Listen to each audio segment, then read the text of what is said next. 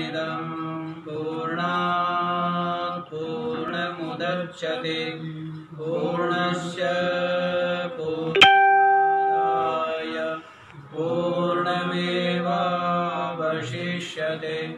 ॐ शान्ति शान्ति शान्ति। ॐ सहना भवतु सहनौ भुनक्तु सह वीर्यं करवावहै तेजस्विनावधीतमस्तु मा विद्विषावहै। ॐ शान्ति शान्ति शान्ति। हाँ जी, तो कल आप लोगों ने चतुर्दश अध्याय में जो वर्णित तत्व है उसके विषय में सुन लिया है। क्या सुन लिया है? कि जो अविनाशी जो शाश्वत धर्म है उसकी प्रतिष्ठा मैं ही, और जो एकांतिक सुख है उसकी भी प्रतिष्ठा मैं ही हूँ। अर्थात जो व्यापक ब्रह्म है उसका आत्म रूप से जिसने क्या कर लिया? निश्चय कर लिया। आत्म रूप से जिसको अनुभव हो गया है कि वह व्यापक सनातन नित्य तत्व मेरी ही आत्मा है, मैं ही हूँ, इस प्रकार से जिसको दृढ़ अपरोक्ष हो गया। क्या हुआ? दृढ़ अपरोक्ष जिसको हो गया है तो वो तो मुक्त ही है। तो ये बात बतला दी। तो जो बतलाने योग्य तत्व था वो तो बतला ही दिया है, लेकिन अर्जुन की ओर अभिमुख हो करके श्री कृष्ण देखते हैं कि अभी अर्जुन के मुख पर वो प्रसन्नता, वो दिव्यता, वो शांति नहीं। तो इसलिए वो समझ ही रहे हैं कि ये जो तत्व है दुर्विज्ञेय है। ये तत्व क्या है? दुर्विज्ञेय है, जटिल है। तो यदि अर्जुन की इतना सुनाने के पश्चात भी समझ में नहीं आया या निश्चय नहीं हुआ तो कोई आश्चर्य की बात नहीं, क्योंकि ये तत्व है ही इतना कठिन। तो अर्जुन ने कुछ नहीं पूछा है, भगवान श्री कृष्ण अर्जुन की ओर देख करके स्वयं ही कहने लगे। अर्जुन की और दृष्टि अभिमुख करके स्वयं ही बोलना आरंभ किया, क्योंकि पता लग जाता है ना कि अभी इसके अंदर कृतकृत्यता का भाव नहीं आया है। तो इस बात को दृष्टि में रख करके ये जो 15 अध्याय है आरंभ होता है। अथ 15 श्रीभगवानुवाच ऊर्ध्वमूलमधः शाखमश्वत्थं प्राहुरव्ययम् छन्दांसि यस्य पर्णानि यस्तं वेद स वेदवित्। ऊर्ध्वमूलमधः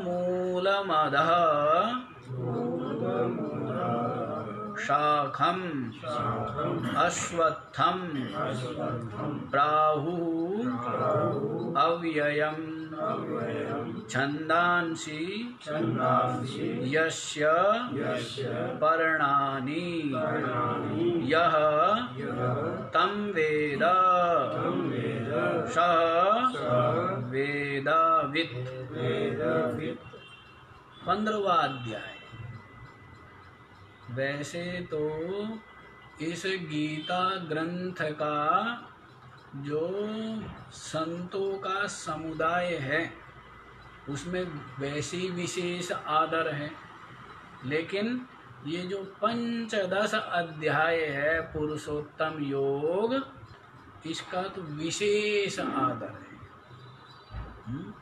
इस अध्याय का विशेष आदर है। और भोजन से पूर्व महात्मा लोग इस 15 अध्याय का उच्चारण करते हैं और उसके पश्चात ही भोजन ग्रहण करते हैं। तो देखिए इतनी इसकी महिमा है, विशेषता, विलक्षणता है। तो क्यों है वो आप जब इस का अर्थ भाव समझेंगे तब आपको हृदयंगम हो ही जाएगा कि ये विशेष क्यों है। तो देखिए अर्जुन के पूछने की प्रतीक्षा किए बिना ही भगवान श्री कृष्ण स्वयं बोल उठे।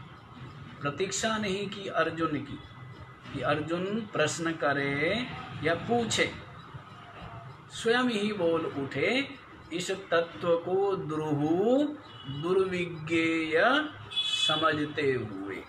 तो दोबारा फिर इस तत्व का ही प्रतिपादन कर रहे हैं। तो श्री भगवान ने कहा, क्या कहा? ऊर्ध्वमूलमधः शाखम्। इस संसार को वृक्ष की उपमा रूपक दे करके समझा रहे। इस संसार को क्या कर रहे हैं? वृक्ष की रूपक दे करके समझा रहे हैं। मूलम है, इसका जो मूल है संसार वृक्ष का, वो ऊर्ध्व माने पूर्व है, पहले। अब ऊर्ध्व का अर्थ लगाते हैं ऊपर है, और लोग पुस्तकों में चित्र भी छाप देते हैं। ऊपर एक पेड़ है जिसकी शाखाएं जो है वो धरती पर फैली हुई है, और जिसका मूल जो है जड़ वो ऊपर है। ऐसा पेड़ का चित्र भी छाप देते हैं। अब समझते हैं इसका भाव क्या है।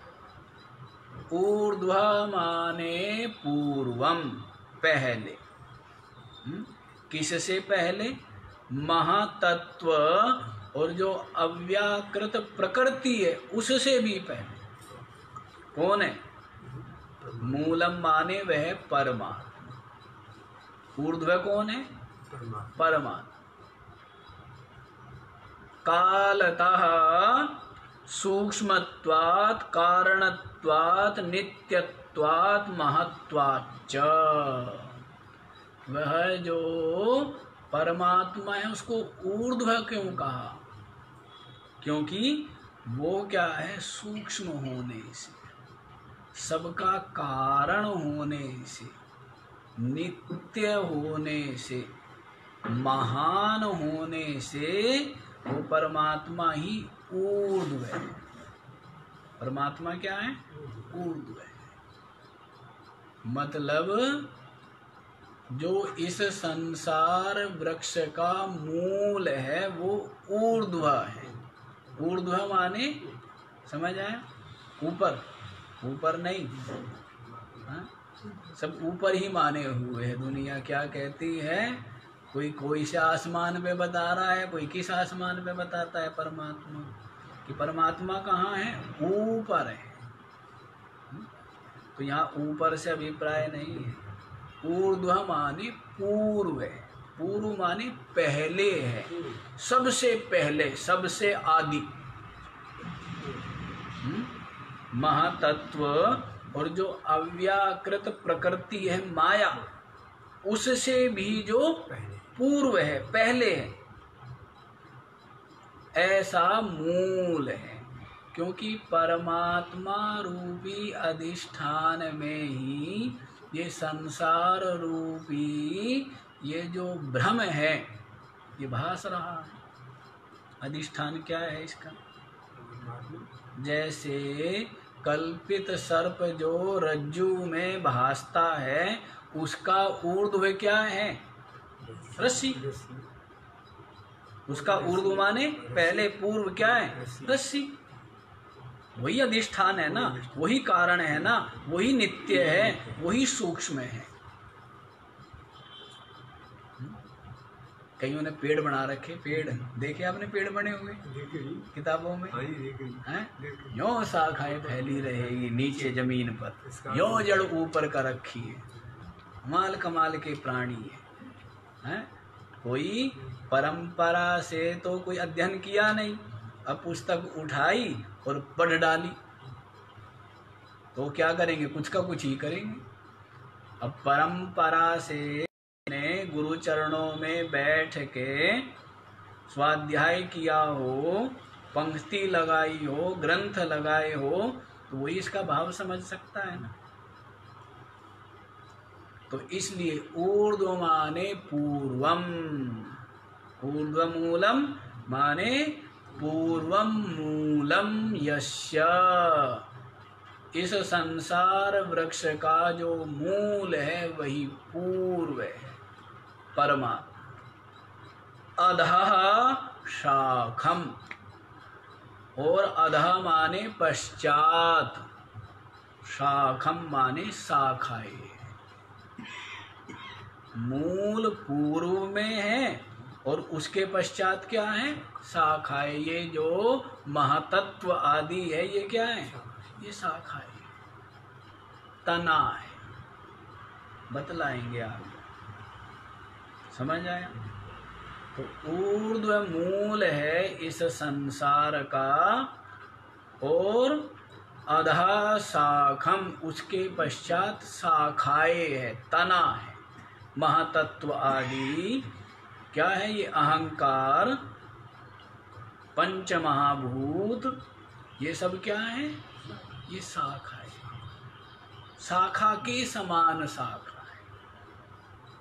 क्या? शाखाओं के समान शाखा। शाखा विस्तार है ना, क्या है? विस्तार है। तो इस प्रकार महातत्व, अहंकार, पंच तन्मात्राएं जो सूक्ष्म पंच महाभूत है, फिर स्थूल पंच महाभूत है, और उससे समस्त भूत भौतिक सृष्टि। पीछे बतला दिया। तो इस प्रकार से अधा शाखम माने पश्चात शाखाओं वाला, अश्वत्थम, ये जो अश्वत्थ वृक्ष का रूपक दिया है संसार। अश्वत्थ माने, हाँ जी, न स्वोपि स्थातेति, स्थातेति, जो कल तक भी स्थित ना रहे, उसको क्या कहते हैं? अश्वत्थ। न स्व इति अश्व, जो स्व माने कल, आने वाला कल, जो कल तक भी ना स्थित, स्थिर ना रहे, उसको क्या कहते हैं? अश्वत्थ। पीपल का वृक्ष का पत्ता सबसे ज्यादा चंचल होता है। हल्की सी भी हवा हो तो भी वो क्या है? वो हिलता ही रहता है ना। उसका आपने देखा होगा अग्रभाग इतना हल्का होता है कि वो हिलता ही रहता है। बाकी सब जितने भी पत्ते हैं सब में हल्का पत्ता है, पीपल आगे से वो हिलता ही रहता है ना। तो मतलब चंचलता के कारण से अश्वत्थ क्यों कहा है उसको? चंचलता।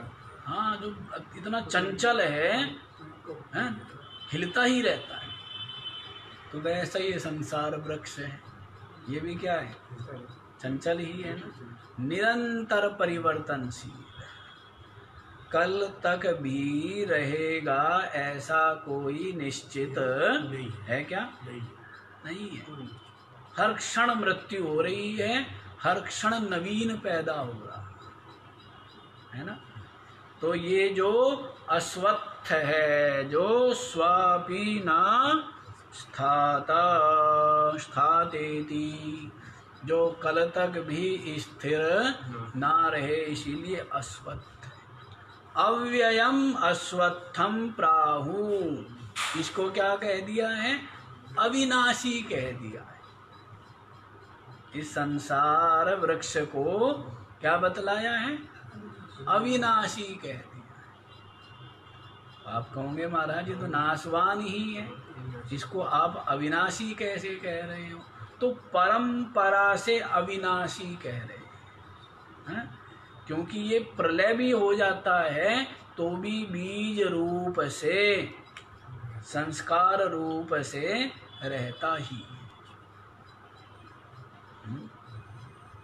संस्कार रूप से रहता ही है ना। जैसे प्रलय हुई तो प्रलय हो जाने पर भी ये क्या है? ब्रह्मा जी के हृदय में संस्कार रूप से, बीज रूप से विद्यमान है। और ब्रह्मा जी जब दिन रात्रि पूरी होती है, दिन होता है, तब क्या करते हैं? इसका संकल्प करते हैं और इसको प्रकट कर देते हैं। पीछे आपने सुना ही था, सुना था ना कि कब क्या होता है? जब दिन होता है तब इसको क्या करते हैं? विसृजामि पुनः पुनः, क्या करता हूँ? दोबारा दोबारा मैं इसको सृजन करता हूँ, सृष्टि करता हूँ। और जब दिन पूरा हो जाता है ब्रह्मा जी का, रात्रि का आगमन होता है, रात्र्यागमे अवशा पार्थ प्रभवन्त्यः रागमे, रात्र्यागमे प्रलीयन्ते तत्रैवाव्यक्त संज्ञके। बताया ना, रात्रि के आगमन पर क्या होता है?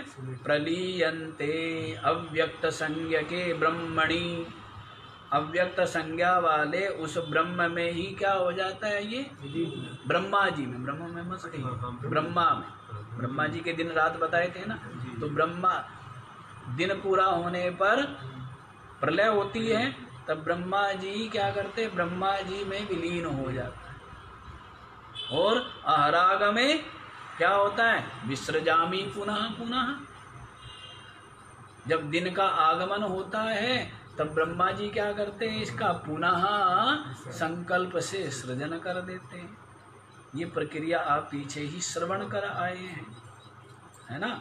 तो बीज रूप से रहता है, इसीलिए इसको अविनाशी कहते हैं। जैसे कोई वृक्ष है तो उस वृक्ष की क्या है? आयु है 100 वर्ष, 200 वर्ष, 300 वर्ष, लेकिन उसका बीज नाश नहीं होता है। फिर बीज, फिर उसका बीज, फिर उसका बीज, फिर उस वृक्ष का बीज। इस प्रकार से अनादि में जो वृक्ष का बीज वृक्ष था, उसका बीज नाश हुआ क्या? विस्तार ही हुआ है ना। क्या हुआ है? फैलाव ही हुआ है। तो वैसे इसीलिए इसको अविनाशी कह दिया। अव्यय, जो व्यय नहीं हो रहा है बल्कि क्या हो रहा है?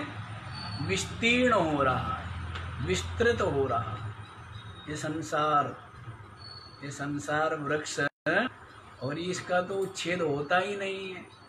अनादि काल से निरंतर चलने वाली क्या है? ये प्रक्रिया है। और इसमें ये जीव बेचारा थपेड़े खा रहा है? कभी वो लहर टक्कर मारती है तो उधर चला जाता है, फिर उधर से लहर आती है वो टक्कर मारती है तो उधर चला जाता है। तो इस प्रकार इसकी जान आफत में पड़ी हुई है इस जीव की। अपने कर्म संस्कार वासनाओं की लहरें इसको कभी मनुष्य योनि में फेंक देती है, कभी पशु योनि में फेंक देती है, कभी पक्षी योनि में फेंक देती है। कौन फेंक रहा है? परवश है बेचारा। क्या है? परवश है ना। किसके परवश हो गया? अपने ही कर्म, अपने ही संस्कार, अपनी ही वासना, उनके क्या हो गया?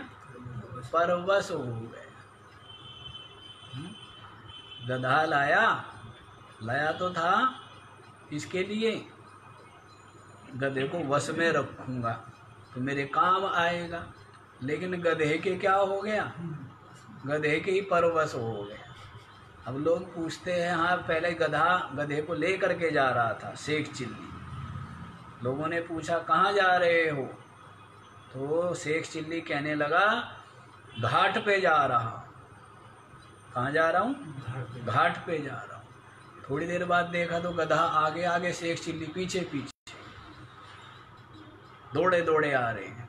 तो लोगों ने पूछा कहाँ जा रहे हो, कहने लगे जहाँ ये गधा लेके जाएगा वहाँ जा रहा हूँ। जहाँ ये गधा लेकर के जाएगा वहाँ जा रहा हूँ। तो वैसे ही है, जब ये मन का गधा है, इसके ऊपर आप सवार होते हो, तब कहाँ जा रहे हो, तो आपको पता है कि वहाँ जा रहा हूँ, संसार की यात्रा करने जा रहा हूँ, अपने आप में विराजमान है। पर हुआ क्या, ये गधा हो गया बेकाबू। जैसे हाथी बिगड़ जाते हैं ना, फिर क्या होते हैं, जो महावत है सबसे पहले उसी का काल आता है, सबसे पहले उसी की मृत्यु होती है ना। जब तक वश में है तब तक क्या कर रहा है, वो आज्ञा का पालन करता है, सेवा करता है। और जब वश में नहीं रहा तब क्या करता है, विनाश कर देता है ना। तो वैसा ही है ये मन और ये इंद्रिया। पीछे आप छठे अध्याय में बता ही दिया है? यही अपने शत्रु है, यही मित्र है। जिसने इनको वश में कर लिया तो उसके लिए मित्र है, और जिसकी वश में नहीं है, स्वच्छंद है, उसकी ये पीछे आप सुन ही आए। तो वैसे ही इस मन के घोड़े पर आप सवार हो तब तो ठीक है, और ये आपके ऊपर सवार हो गया तो फिर यही जीवत्व है। इनके ऊपर आप सवार हो गए तो आप क्या हो, यही ब्रह्मत्व है। और ये आपके ऊपर सवार हो गए तो यही जीवत्व है। बताया था ना, कुर्सी बिछा के बैठ गए तब तो क्या हो, आप ईश्वर हो। और कुर्सी सर पे रख ली तब क्या हो, आप जीव।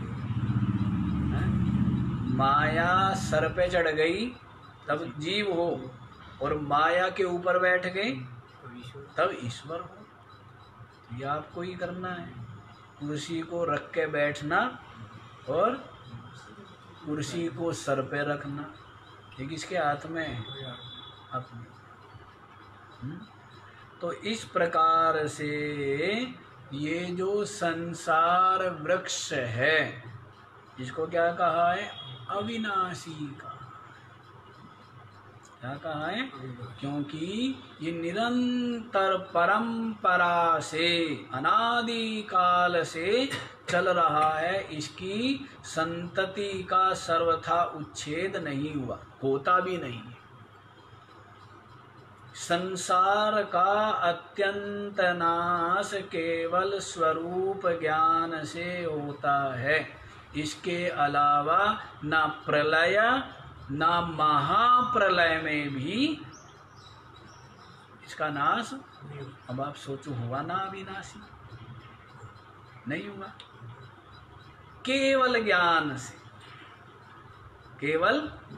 केवल स्वरूप के, आत्मा के बोध से ही इस जगत का सर्वथा उच्छेद हो जाता है। अनर्थ स्वरूप ये जो जगत है, इसका सर्वथा उच्छेद मात्र स्वरूप बोध से होता है, अन्य और किसी साधन या प्रक्रिया से। भय, अशांति, क्लेश का स्वरूप ये संसार निरंतर इस जीव के सामने रहता है।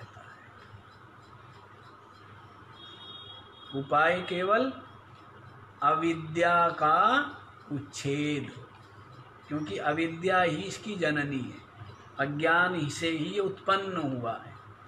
और प्रकाश होते ही जैसे अंधेरा, और अंधेरे में जो भय और जो पुरुष आदि का भय था, चोर आदि का या सांप आदि का, सब क्या भय निवृत्त हो जाता, टकराने का, ठोकर लगने का, सब भय प्रकाश होती। तो वैसे ही अज्ञान से, अज्ञान ही इसका मूल है, आगे बतलाएंगे। परमात्मा तो मूल कैसे है, अधिष्ठान होने से। वैसे भी आपने सुना ही है ना कि सृष्टि का परमात्मा क्या है, अभिन्न निमित्तोपादान कारण है।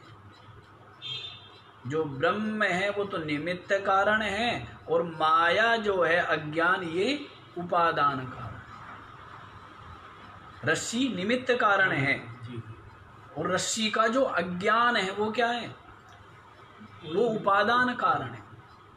कल्पित सर्प की प्रतीति में क्या, रस्सी तो निमित्त कारण है, रस्सी का जो अज्ञान है वो क्या है, वैसे परमात्मा तो निमित्त कारण है, उपादान कारण क्या है, अज्ञान। मुख्य कारण, उपादान कारण माने मुख्य कारण, जिसके बिना कार्य संभव ना हो, उत्पन्न ना हो, उसको क्या बोलते हैं, उपादान कारण। जैसे घट का उपादान कारण मिट्टी, पट का उपादान कारण तंतु है, सूत। इसी प्रकार से इस जगत का उपादान कारण परमात्मा नहीं है, इस जगत का उपादान कारण माया है, अविद्या है, अज्ञान। और ज्ञान होते ही फिर क्या होगा, ये ढूंढने से मिलेगा क्या, ज्ञान होते ही ढूंढने से मिलेगा, नहीं मिलेगा। तो ज्ञान से ही उच्छेद हो सकता है और किसी से नहीं हो सकता। इसीलिए क्या बोल दिया इसको, अव्ययः, कभी भी नाश न होने वाला। व्यक्ति सोचे कि मैं अपने समस्त कर्मों को भोग करके क्या करूं, समाप्त कर दूं, तो इस कर्म श्रृंखला का कभी भी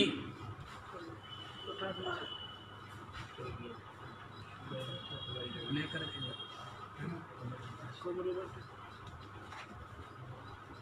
आराम पूछो, कोई दिक्कत नहीं, पूछो, पानी आने।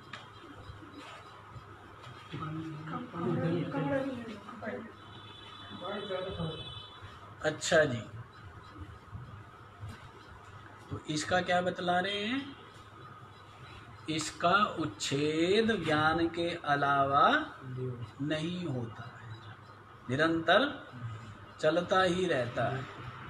निरंतर क्या है, चलता रहता है। ये प्रलय हो जाए तो भी कर्म, तो भी इसके संस्कार बने रहते हैं। फिर जो दूसरा सर्ग है, दूसरे सर्ग में भी उन्हीं कर्म और संस्कारों के अनुसार इसका क्या होता है, जन्म आदि होता रहता है। तो इसलिए इसका उच्छेद नहीं होता, ज्ञान से ही इसका मूल सहित उच्छेद होता है। तो इस प्रकार से इसको क्या बोल दिया है, अव्यय कह दिया है। छंदांसि यस्य पर्णानि, जो छंदांसि छादनाद, आच्छादनाद, ढके हुए होने के कारण से, जैसे पेड़ किन से ढका रहता है, पत्तों से। पेड़ किन से ढकता है, तो पत्तों से ही पेड़ की रक्षा हो रही है। पेड़ की रक्षा किन से होती है, पत्तों से होती है ना।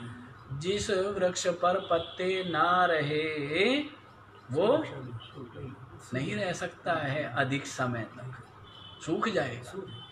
पत्ते ही रक्षा करते हैं, क्योंकि पत्ते ही सर्दी से, गर्मी से, धूप से, कौन रक्षा कर रहा है, पत्ते रक्षा करते हैं ना। और इसलिए जो पत्ते हैं ना, इनमें ही सबसे ज़्यादा गुण माना जाता है। ये जो प्राकृतिक चिकित्सा वाले हैं, ये मानते हैं कि सबसे ज़्यादा यदि आहार के लिए उपयुक्त है तो वो पत्ते हैं। अमरूद के पत्ते हो, गिलोय के हो, नीम के हो, हैं, जो भी सब्जियां हैं उनके भी पत्ते हो, वो ज़्यादा गुणकारी है। क्योंकि वो क्या है, वो प्रकृति के ज़्यादा समीप है, और वो जो वृक्ष है वो भी उनके माध्यम से ही आहार ले रहा है। वो वृक्ष भी धूप हवा आदि या कार्बन डाइऑक्साइड आदि किससे लेता है? वृक्ष पत्तों से तो लेता है, इसलिए पत्ते ज़्यादा उपयोगी बताए हैं स्वास्थ्य के। तो यहाँ पर भी देखो, ये जो संसार रूपी वृक्ष है, इसके जो पत्र है वो क्या है? पत्ते। छंदांसी, ये जो वेद है, वेदों के द्वारा ही ये संसार रूपी वृक्ष रक्षित है।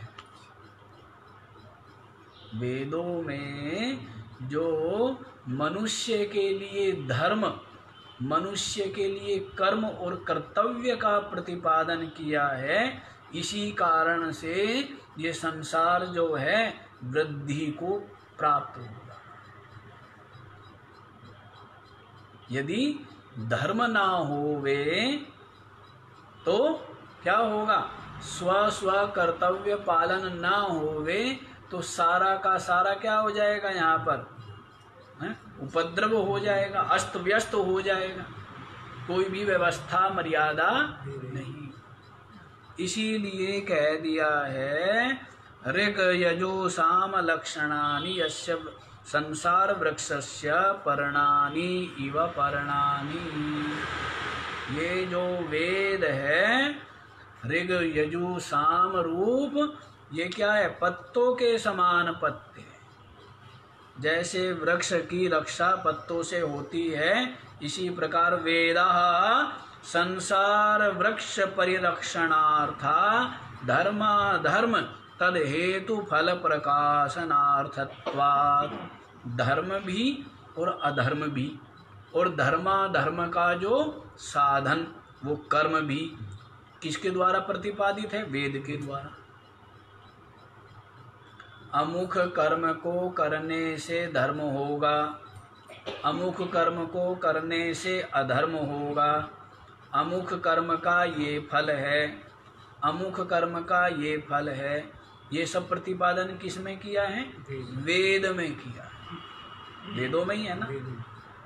तो इसलिए वेद ही इस संसार वृक्ष के क्या है?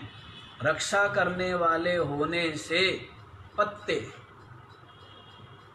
संसार वृक्ष के पत्ते है, इसलिए पत्र कह दिया है। यह तम वेदा, यह माने जो, तम संसार वृक्षम अश्वत्थम, इस संसार वृक्ष अश्वत्थ को जो वेदा जानता है, स माने वह वेदवित्, वही वास्तव में वेद वेदार्थ वेदता है। वही क्या है? वेदों का जो प्रतिपादित अर्थ है उसको जानने वाला। सब बतला दिया ना। क्या बतलाया? पहले पूर्व जिसका मूल है, पूर्व माने अर्थात परमात्मा जिसका मूल है, और महातत्व आदि जिसकी शाखा है। समझ लीजिए, ऊर्ध्वमूलम माने परमात्मा जिसका मूल है, अधः शाखम माने जो महातत्व आदि जिसकी शाखा है। ऐसा जो अविनाशी संसार वृक्ष है, अश्वत्थ है, जिसके वेद जिसके पत्ते हैं, इस प्रकार जो जानता है स वेदावित्, वह वास्तव में वेद वेदता है। क्या क्या आ गया है? क्या आया है? मूल परमात्मा है। मूल क्या है? परमात्मा। परमात्मा में अधिष्ठान में ही अध्यस्त है। परमात्मा इसका क्या है? आधार अधिष्ठान है। और महातत्व आदि जो है वो उसके पश्चात होती है। ये सब महातत्व ब्रह्मा से लेकर के ये सब का सब क्या है? संसार ही है ना। जितना सोपाधिक है सब क्या है? एक निरुपाधिक ब्रह्म चेतन सच्चिदानंद से भिन्न जो कुछ है सब संसार है। ब्रह्मा जी क्या है, विष्णु जी क्या है, शिव जी क्या है, सब संसार ही है। सब क्या है, सारी उपाधियां संसार है। एक निरुपाधिक चेतन तत्व जो सबका आत्मा है, व्यापक है, सच्चिदानंद है, उसके अतिरिक्त जो कुछ भी कहने सुनने समझने जानने में आने वाला है सबका सब क्या है, संसार है, उत्पन्न और नष्ट होने वाला। अधिष्ठान से भिन्न जो कुछ भी, अधिष्ठान से भिन्न। तो परमात्मा क्या है, इस संसार वृक्ष का आधार अधिष्ठान है। अधा शाखम, और महातत्व आदि जिसकी शाखाएं हैं, जिस संसार वृक्ष की। वेद जिसके पत्ते हैं, जिस प्रकार पत्ते वृक्ष की रक्षा करते हैं, इसी प्रकार वेदों के द्वारा ही ये अनादि काल से चलने वाला संसार क्या है, रक्षित है। वेदों के द्वारा, कर्म आदि के द्वारा ही तो रक्षित है। जो जो अभीष्ट वस्तु चाहिए आपको, पुत्र चाहिए तो कहे क्या करो, ददना जुहोति पुत्र कामो यजेता। दही के द्वारा क्या करो, हवन करो, यज्ञ करो, उससे क्या होगा, पुत्र की प्राप्ति। तो इस प्रकार ये कर्मों का विधान, कर्म फलों का विधान वेदों से ही तो है। अब तो आपके पास वेद माने जो ज्ञान है, सब ज्ञान चाहिए ना। दूध से मक्खन बनाना है या गाय से दूध लेना है, दोनों के लिए क्या चाहिए, ज्ञान चाहिए, नहीं चाहिए, वेद चाहिए ना। तो बहुत कुछ ज्ञान तो देख करके सुन करके और ऐसी व्यक्ति सीख रहा है, अन्यथा है तो ये भी ज्ञान ही। यदि ज्ञान ना हो दूध से घी कैसे मिलता है तो क्या होगा, प्राप्त कर पाएगा क्या है? और जब घी नहीं होगा तो फिर आहुति कैसे देगा, हवन कैसे करेगा? तो ज्ञान जरूरी है ना। तो ये सब का सब आरंभ में, अब आप बचपन से ही ऐसी जगह पर जाओ जहाँ पर कोई ज्ञान ना हो। मान लीजिए आप किसी टापू पर हो अकेले, तो आपको कुछ पता लगेगा, कुछ ज्ञान होगा, बैठने का, चलने का, बोलने का कोई ज्ञान होगा आपको। तो आप समाज में रहते हो, इसीलिए बहुत ज्ञान आपको सहजता से ही प्राप्त हो गए। देखा देखी, सुन करके, देख करके, समझ करके ऐसे मिल गए ना। तो वेद के द्वारा ज्ञान से ही क्या है, ये रक्षित है संसार। इससे रक्षित है, ज्ञान से ही रक्षित है। शरीर भी रक्षित है तो ज्ञान से ही है ना। कैसा आहार विहार होना चाहिए, हैं? छाछ पिया एक लोटा उसके ऊपर दूध पी लिया, फिर क्या होगा, हैं? और तरबूज खा लिया और उसके ऊपर फिर क्या है, पानी पी लिया या दूध पी लिया, तो क्या होगा, मृत्यु तो होगी, नहीं होगी। तो वैसे ही ज्ञान तो ज्ञान ही है। तो इसलिए वेद ही जिसके पत्ते हैं, यह माने जो तम अश्वत्थम वेदा, इस प्रकार जो अश्वत्थ को जानता है, क्या जानता है, परमात्मा मूल है। आप संसार को जानते हो, कहाँ जानते हो, जानते हो क्या? परमात्मा जिसका मूल है, तीनों को जानना पड़ेगा ना। क्या, संसार रूपी एक वृक्ष है, मूल जिसका परमात्मा है, शाखाएं जिसकी महतत्व है, और वेद जिसके पत्ते। इस प्रकार जो जानता है इस संसार वृक्ष को, तीनों आगे ना, मूल, शाखा, पत्ते, मूल परमात्मा, महतत्व आदि, शाखा और वेद जिसके पत्ते। यह तम वेदा, जो इसको जानता है, स वेदावित, वही क्या है, वही वेद वेदता है। और वेद किसका प्रतिपादन कर रहे हैं, ब्रह्म का ही प्रतिपादन कर रहे हैं ना, मूल का ही तो प्रतिपादन कर रहे हैं। जगत का जो अधिष्ठान है ब्रह्म परमात्मा, उसी का तो प्रतिपादन कर रहे हैं। परमात्मा को जिसने जान लिया तो उसको यदि वेद वित नहीं कहेंगे तो क्या कहेंगे, संसार वृक्ष को जान लिया, वेद पत्ते, महतत्व आदि शाखा और मूल इसका परमात्मा। और ये भले ही अनादि हो लेकिन शांत है, अंत होने वाला, अनर्थ रूप ये जो संसार है, अर्थ रूप है या अनर्थ रूप है, जिसको देखो वही रो रहे हैं। यहाँ तो रोते रोते ही जा रहे हैं सब, नहीं सब रो रहे हैं ना, यहाँ पर क्या है, सब रोते जा रहे। जैसे हमने देखा होगा ना बचपन में, बालक जो है रोते रोते जाते थे हैं, बालक जो है किसी ने डांट दिया, किसी ने मार दिया तो बालक क्या है, छोटे छोटे बालक रोते रोते जाते ना, यूं यूं हैं।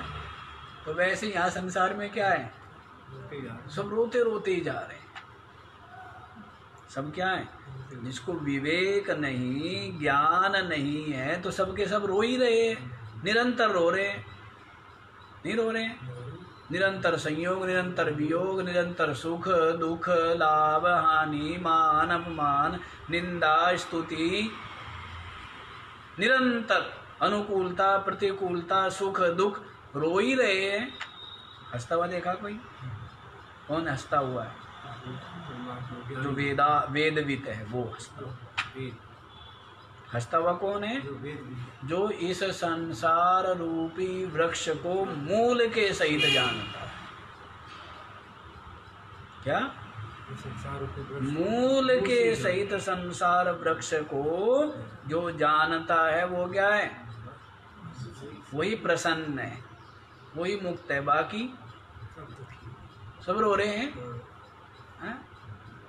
कोई तन के लिए, कोई धन के लिए, कोई परिवार के लिए, हैं, कोई पद प्रतिष्ठा के लिए, सबको काम दिए हुए हैं। माया ने काम दिए हुए ना सबको। तो हमारे महात्मा देव बड़ी मजाक किया करते थे, हम कहीं जाते और सड़कों पर तो गाड़ियाँ ही गाड़ियाँ चलती है, तो कहीं हम जाते कहे, वो कहते कि महाराज जी हम तो जा रहे हैं काम से, ये बाकी दुनिया क्यों दौड़ रही है। मजाक करते, कहते हम तो काम से जा रहे हैं और ये बाकी दुनिया क्यों जा रही है। तो कहने का भाव है सब दौड़ रहे हैं ना, सबको काम दिया हुआ है। राम जी ने, राम जी की माया ने क्या है, सबको काम दिया हुआ है, दौड़ रहे हैं। और काम कुछ हुआ नहीं आज तक किसी का, होगा भी नहीं, काम कुछ हुआ भी नहीं, कुछ कर दिया हो बस जी जो बस अब मौज, अब कुछ नहीं करता, वानंद, काम हुआ भी कुछ नहीं किसी का, क्यों सेड़ दी है।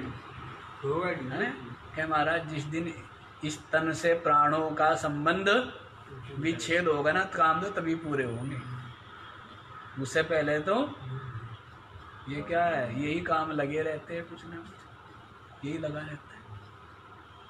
तो काम शांति से बैठता भी कोई नहीं और किसी ने कोई काम किया भी नहीं, हुआ भी कुछ नहीं।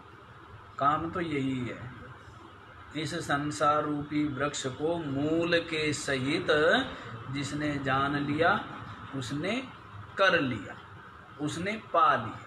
और जो नहीं जाना है तो फिर उसके लिए तो बता ही दिया है, ये अविनाशी संसार वृक्ष है, घूमते रहो घूमते रहो घूमते। अच्छा जी, तो देखिए क्या कहते हैं, समझ आ गया ये। इस प्रकार जो संसार वृक्ष को जानता है महाभारत में भी आया ही है और जगह भी प्रमाण, पर अब उनको देंगे तो समय अधिक हो जाएगा। आगे बताएं। अब ये जो संसार वृक्ष बतलाया है, इसके और भी आपको अवयव बतलाते हैं। ये संसार वृक्ष के अपर अवयवों की कल्पना द्वारा और इसको समझाते हैं। तो देखो, क्यों समझा रहे हो जी संसार वृक्ष को? क्या करना इससे हमें? ये तो अनर्थ रूप ही है, दुख रूप ही है। अरे भाई, बिना समझे क्या है, ना तो उसमें दोष दर्शन होगा, ना घृणा बुद्धि होगी, ना वैराग्य होगा, है? बिना जाने क्या है, परित्याग नहीं होता है ना। त्याग के लिए भी क्या करना पड़ता है?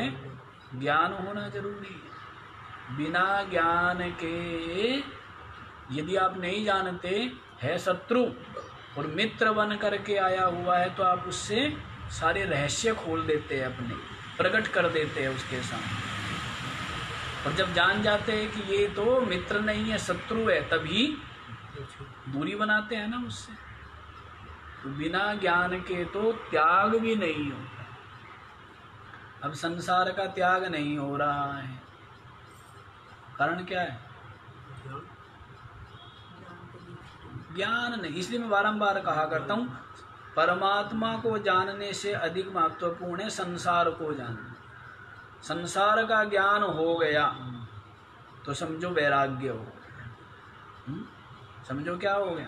यदि लोभ है, यदि मोह है, यदि आसक्ति है, यदि स्वार्थ है, यदि कामना है, सीधी सी बात है, संसार समझ में नहीं। सीधी सी बात, दिमाग लगाने की जरूरत ही नहीं। दिमाग लगाने की जरूरत ही नहीं है।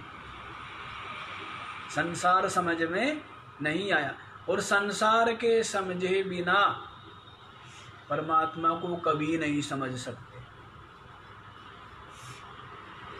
समझ पाऊंगे? हैं?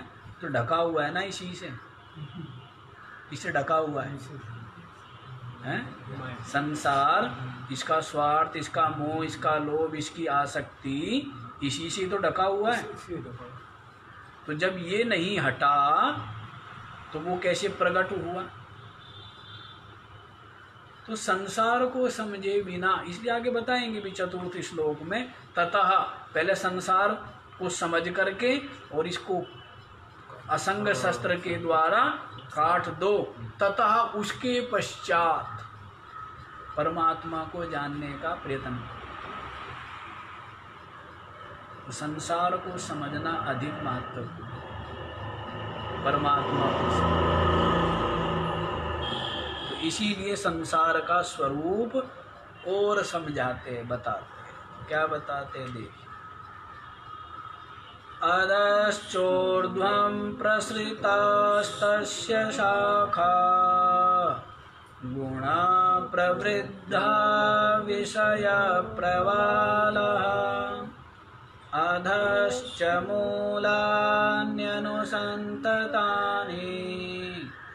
कर्मानुबन्धीनि मनुष्यलोके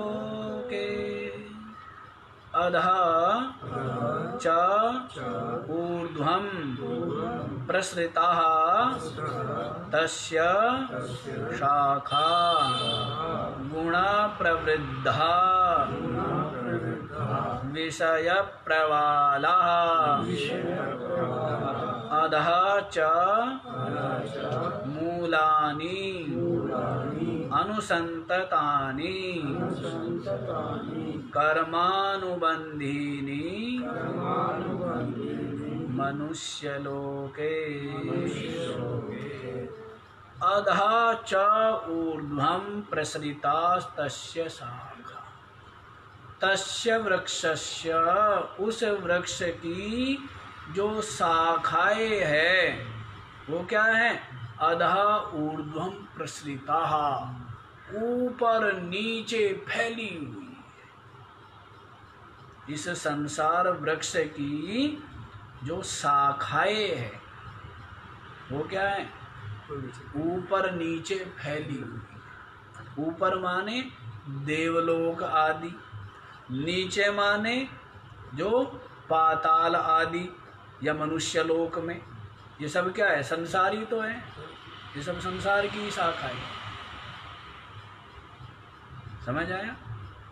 अधः ऊर्ध्वं च तस्य शाखा प्रसृता। ऊपर नीचे इसकी जो शाखाएं हैं क्या है? प्रसृता, फैली हुई। और ये जीव बेचारा इस शाखा से उस शाखा, उस शाखा से वो कहते हैं ना, शाखा मृग के क्या मनुसाई, शाखा ते शाखा पर जाई। हैं? हाँ ना, उसमें सुंदरकांड, एक बार हमने भी सुंदरकांड किया था। गुरु जी के समय किया था एक बार, बहुत पुरानी बात हो, कम से कम हो गए होंगे 20 वर्ष, 20 से भी ज़्यादा ही हो गए। तो तभी बुद्धि ऐसी थी कि एक बार ही पढ़ा है, कितना ही कुछ याद हो गया था। शाखा मृग के क्या मनुसाई, या शाखा ते शाखा पर जाई।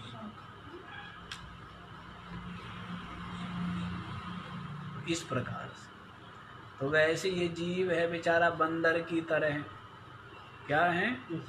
एक शाखा से दूसरी शाखा, कभी ऊपर, कभी बीच में, कभी नीचे, कभी पशुआदि योनियों में नीचे, कभी बीच में मनुष्यादि योनियों में, और कभी देवलोक आदियों में ऊपर चला जाता है। तो अधः ऊर्ध्वं तस्य शाखा प्रसृता, ऊपर नीचे इस संसार वृक्ष की जो शाखाएं है वो क्या है? फैली हुई। गुणा प्रवृद्धा है। गुण जो है ना, गुणों का विस्तार आप लोगों ने सुन ही लिया है पीछे। क्या सुना है? गुणत्रय विभाग श्रवण कर लिया ना। सत्वगुण, रजोगुण और तमोगुण, इसके द्वारा ही क्या होती है? पूर्वं गच्छन्ति सत्वस्था, मध्ये तिष्ठन्ति राजसा, जगन्या गुणवृत्तस्था, अधो गच्छन्ति तामसा। पीछे बता ही दिया है, सबके सब बतलाए थे। तो क्या है ये संसार रूपी वृक्ष की शाखाएं? संसार रूपी वृक्ष किससे वृद्धि को प्राप्त होता है? गुण प्रवृद्धा, गुण के द्वारा, सत्व गुण, रजोगुण, तमोगुण के द्वारा ही ये वृद्धि को प्राप्त हो रहा है, स्थूल हो रहा है। हैं?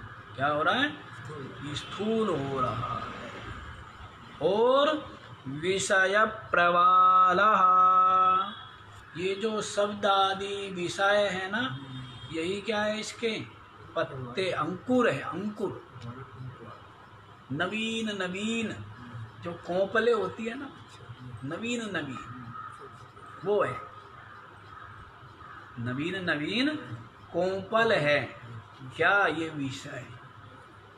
इन विषयों का ये क्या करता है? स्वाद लेता है, और उसके फलस्वरूप क्या होता है? यहाँ से वहाँ, वहाँ से वहाँ योनियों में पटका जाता है। इसलिए विषय सेवन का क्या करना चाहिए? परित्याग कर देना। ये तो अष्टावक्र जी ने तो शुरू में ही कह दिया है। यदि मुक्ति चाहता है तो क्या कर? विष के समान विषयों का परित्याग कहा है ना, यदि मुक्ति चाहता है तो। वैसे ही अब बुद्धि उल्टी है ना। संसारी लोग तो क्या समझते? विषय उपलब्धि मतलब क्या है? भगवान की विशेष कृपा, आशीर्वाद, और एक विषय मिल गए। जबकि ये कोई सौभाग्य नहीं है, दुर्भाग्य है। और प्रारब्ध से विषय प्राप्त हो ठीक, लेकिन उन विषयों में रस लेना, उन विषयों का सेवन करना, ये क्या है? ये दुर्भाग्य। उनका गुलाम बन जाता है, और फिर क्या होता है? विभिन्न योनियों में उन विषयों की आसक्ति के संस्कार के कारण से ही क्या होता है? भटकना। विषय सेवन क्या करता है? इस जीव को नरक में ले जाता है। विषय सेवन, विषयों की आसक्ति इस जीव के पतन का हेतु। समझे? इसीलिए जो विवेकी है, विचारवान है, वो विषयों का दूरात परित्यज्यते, दूर से ही परित्याग करते। कौन? सबके बस की नहीं है। कश्चित, क्या? कोई कोई विवेकी, कोई कोई विचारवान। अन्यथा सारी दुनिया तो इन विषयों को बटोरने, समेटने, संग्रह करने, बांध कर रखने, इसी में लगी हुई है ना। सारी दुनिया किस में लगी हुई? पत्ते बटोरने में लगी हुई है। सारी दुनिया पत्ते ही बताए ना ये पत्ते। क्यों जी? मूल की तरफ जा नहीं रहे हैं। कहाँ? पत्ते बटोरने में लगे। ये क्या है? इसकी मूढ़ता है ना, ये इसका अविवेक है, दुर्भाग्य। विषय सेवन, विषय आसक्ति, विषय रस इसके पतन का सबसे बड़ा कारण है। पहले तो हाँ जी, वो तो है ही। वो तो साधारण दृष्टि से समझा दिया है, अब विशेष दृष्टि चल रही है। पीछे बताई थी, छठे अध्याय बताया है ना क्या? जिसकी मन और इंद्रिया संयत नहीं है, विषयों के रसास्वाद में लगी हुई है, वो अपना शत्रु है, अपने पतन का, नरक गमन का वो स्वयं कारण है।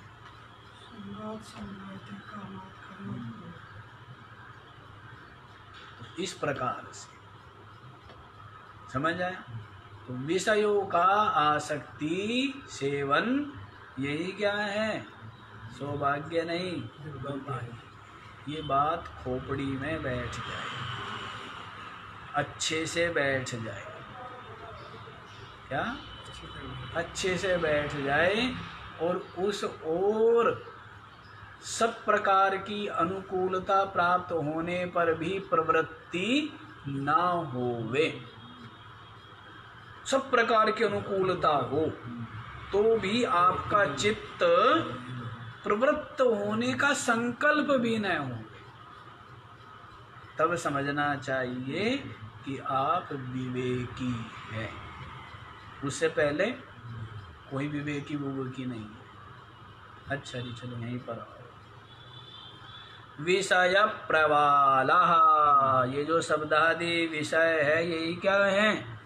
प्रवालः नवीनंकुरा देहादि कर्म फलेभ्य शाखाभ्यो अंकुरी भवन्ति इवा तेन विषय प्रवाला शाखा।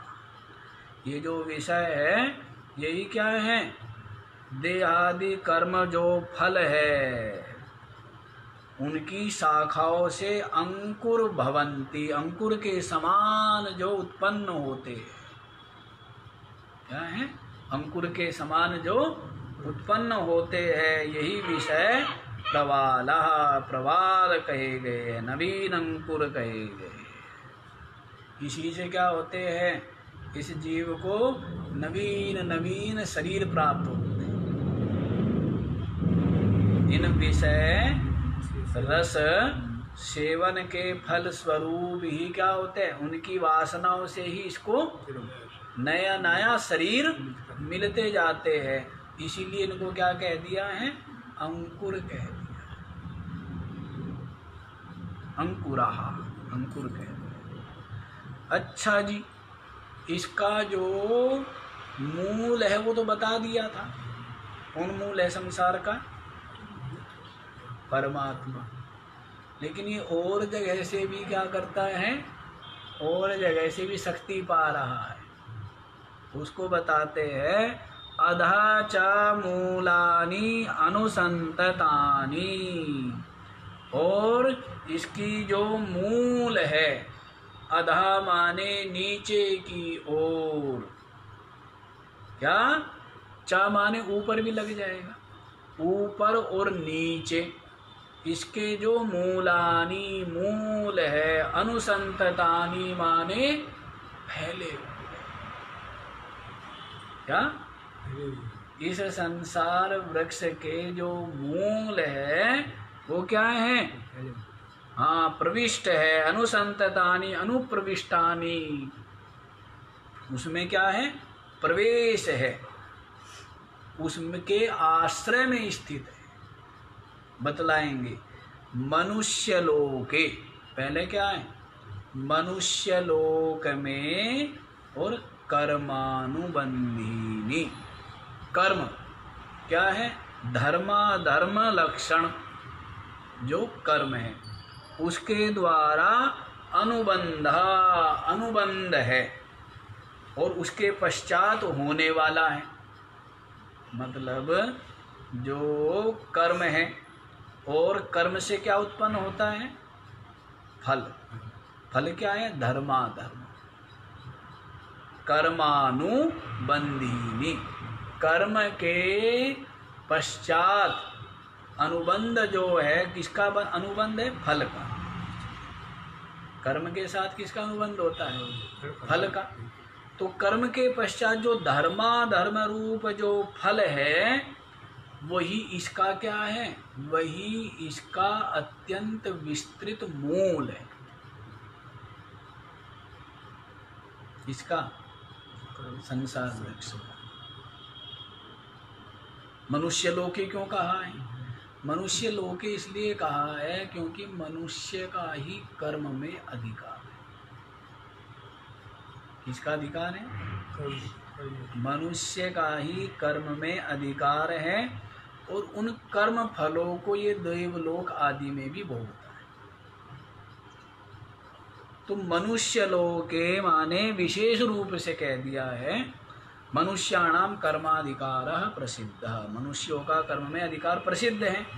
तो मनुष्य लोक में जो कर्म है, कर्म के अनुबंधीनी, कर्म के जो अनुबंध है अर्थात फल, वो जो धर्माधर्म रूप फल है, वही इसके क्या है? इस संसार रूपी वृक्ष के मूल है। मतलब वहां से क्या है? ये शक्ति पाता रहता है निरंतर। जो आप कर्म करते हो उस कर्म से ही संसार की जो परंपरा है, ये वृक्ष है, ये क्या है? विस्तार को पा रहा है ना, कर्म से पा रहा है ना। आप कर्म करते हो विविध वासना से युक्त होकर, और उन कर्मों का फल भोगने के लिए जन्म, ऊपर नीचे योनियों में आते जाते हो। तो किससे चल रहा है? ये आपके कर्मों से चल रहा है जी। इसीलिए कह दिया कर्मणा बध्यते जन्तु विद्यया च विमुच्यते। कर्म के द्वारा ही ये क्या है? बंधा हुआ है। कैसे बंधता है? क्योंकि आसक्ति युक्त होकर के कर्म करता है, और फिर उनका भोग भी करना पड़ता है, भोगता भी बनना पड़ता है कर्म फल का। तो इस प्रकार से कर्मानुबंधीनी, कर्म के द्वारा ही अनुबंध जो धर्माधर्म लक्षण रूप अनुबंध है, उससे ही अनुसंततानि मूलानि, इसका जो मूल है संसार रूपी वृक्ष का, वो बड़ा ही गहरे प्रविष्ट है, बड़ा ही सुदृढ़ मूल है, बड़ा ही। क्योंकि आसक्ति का परित्याग करके कर्म करना वो सबके लिए संभव है क्या? कितने लोग आप ये बताओ संसार में फलासक्ति का परित्याग करके कर्म कर रहे हैं? कितने लोग? साधक भी नहीं कर पाते, फलासक्ति युक्त होकर के ही कर्म करते हैं। तो यही क्या है? यही इस संसार वृक्ष का दृढ़ मूल है, और इसी कर्ता और इसी भोगता भाव के कारण से पुनः पुनः इसको देहांतर की प्राप्ति हो रही है, इस जीव को। किसके कारण से? कर्म में कर्तृत्व भोक्तृत्व जो वासना है, इसी के कारण से क्या होती है? जन्म मरण देहांतर आदि की प्राप्ति हो रही है। तो ये उसका दूसरा मूल है। वास्तविक मूल क्या है? परमात्मा। दूसरा ये मूल जहाँ से इसको आहार मिल रहा है, जिससे वृद्धि को प्राप्त हो रहा है, वो क्या है?